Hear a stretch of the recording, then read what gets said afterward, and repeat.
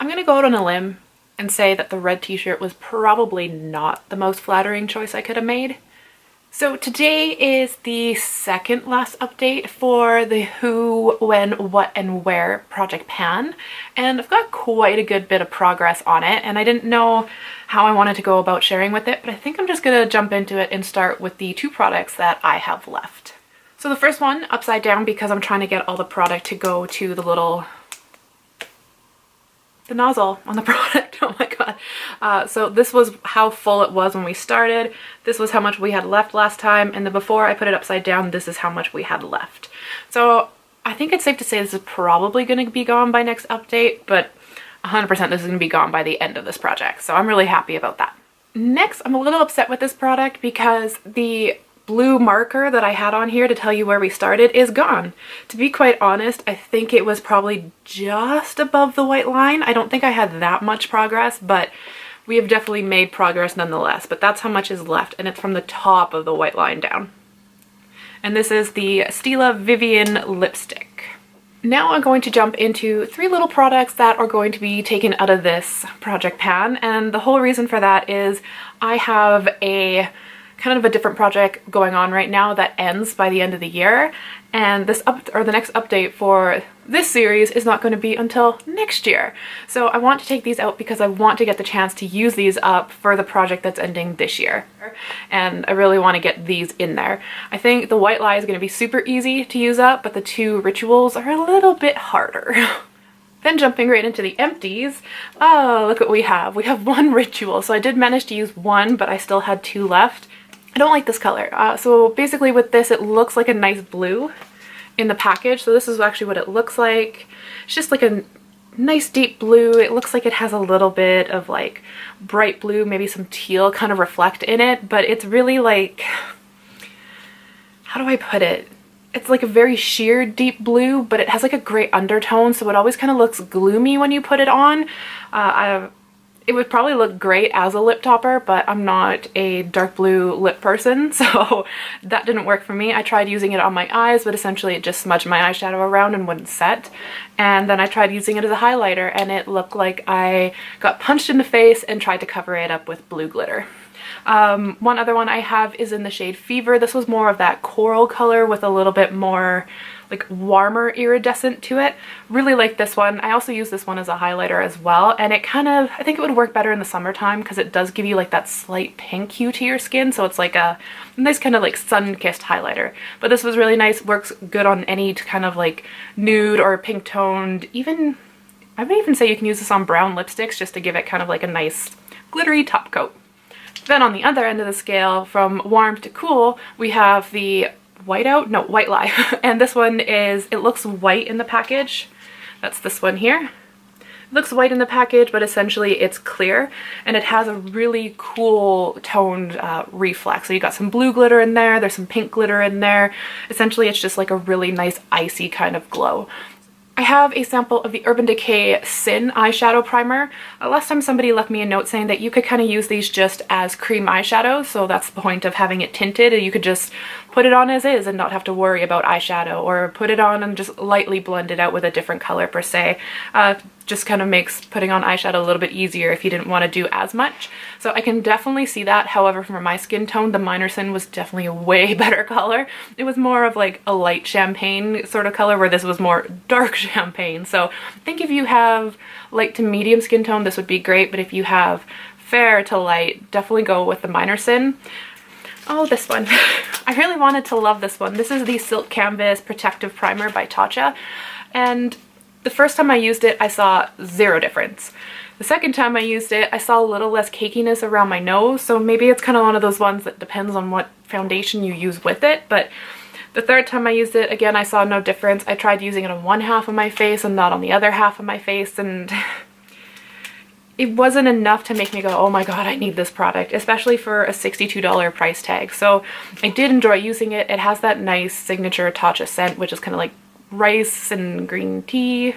That's the best I can kind of describe it as, but I enjoyed using it. I just didn't see the benefits of using it, so I wouldn't go out of my way to purchase it. However, I was gifted one of them when I worked at Sephora, so who knows, I'll keep trying it with other foundations I have and maybe eventually it'll change my mind, but right now I'm kind of sitting on the neutral fence. It was fun to use, just nothing standoutish to share with you. Next I have the Urban Decay Naked Skin in 0.5. This one was kind of like the Tatcha one. It was kind of all over the board. The first time I used it, it felt so heavy and so greasy on my skin. Second time I used it, it looked flawless. It was beautiful. Third time I used it, it looked okay for the most part. It was a little cakey in some areas. It was just so hit and miss, and I could even use the same primer. I would not use primer. Like, it didn't matter how I used this, it just seemed the results were all over the place. So I do have a couple of more of these in different colors. I even have one in the shade 7.5, so who knows, maybe we'll try like cream contouring with it. I don't know, but so far it was too inconsistent for me to really say anything good about it. Disappointing. So this is the second nail polish I've now managed to use up. But basically what happens is when you get to the bottom, the brush doesn't reach to the bottom of the container, so you really can't get out the last that's in there.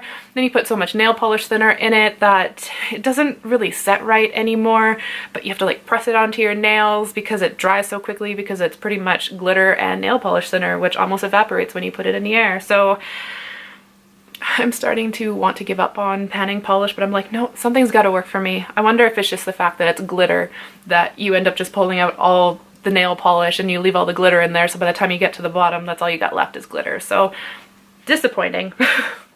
All right, we have 4 products left. I'm gonna jump into the perfume. Hopefully this doesn't take me too long because we all know I suck at doing perfume reviews, so here we go. First one under the Who is the Versace's Dylan Blue Pour Femme. I have my notes right here. So it says this is an alchemy of irresistible notes that dance, arouse, come together, and embrace. This fragrance is a refreshing black currant sorbet, with Granny Smith apples and a contemporary floral bouquet. Woodsy bass notes playfully mixed together to create a unique, captivating, sensuous, and vibrant movement. I can say when I smelt this in store, I definitely got those Granny Smith apples, not so much the black currant. I absolutely love the smell of black currant, so if I would have got that, I'd definitely be able to tell you. But yeah, so I got more of a fruity vibe with this one, which is the whole reason I grabbed a sample of it. I didn't even know it had a floral aspect to it, but on my skin, it pulled 100% that floral bouquet. So disappointing. If you like florals with a little hint of sweet, maybe try it, but if you don't like florals like me, don't try it. Don't try it. This one I have a funny blurbage that I wrote about it, so bear with me. This is the 1725 History's Days Parfum. It's a little chunk of writing, and it says, this is inspired by the legendary lover and libertine Casanova. This invites intense pleasure. Amber fern mixes with the fine-witted notes and touches of lemony freshness, sublimed with the elegance of lavender and vanilla, which are in turn warmed with heady spices and colored by sweet fruits. And I'm pretty entertained by what I wrote, so I'll just read it to you. It says, I can definitely smell the amber and cedar right after spraying it, but it also has like a smoothie creaminess to it. However, as it starts to settle, it transforms into a more like creamy sweet cedar with a hint of lavender, which was a little bit weird. Where are we? This didn't last on my skin more than a couple of hours, and it had 0 remnants by the time it was gone. This is a fragrance that I would picture your grandmother spraying on all of her linens if she lived up in like a mountain chalet. That's exactly how I picture this. So it's got that really strong perfumey scent to it, but it's also got that cedary pine cabin type feel to it. Yeah. That's exactly what it reminded me of. All right, and last fragrance is the Tom Ford Black Orchid, and I love how they try and sell you fragrances with these fancy like descriptions. Iconic, elusive, and seductive. A luxurious and sensual fragrance of rich dark accords and alluring potion of black orchids and spice. Tom Ford's Black Orchid is both modern and timeless. Bottled in fluted black glass, Black Orchid makes an unforgetting statement of iconic style and worldly glamour. Wordly, nonetheless. I think it's supposed to say worldly, actually. That was a typo. So there's 2 different ranges when it comes to Tom Ford. You have the signature range, and then you have the private blend or private label. Private blends range. I prefer the private blends range, but more in like the black bottles or the brown bottles than I do the signature ones or the blue private blends or the white ones. Yeah, I can say that this definitely pulled more floral on my skin. I was able to tolerate it, oddly enough, but it's not my type of scent. But the packaging is really pretty. I do have to give them that. What did I put on here? This kind of worked in 4 stages for me. So first when you put it on, it was like a very warm floral scent. Then it went to a softer floral scent. And then it went stale on my skin until finally fourth it settled like a sugary sweetness, but very, very subtle. So yeah, that's the Tom Ford Black Orchid.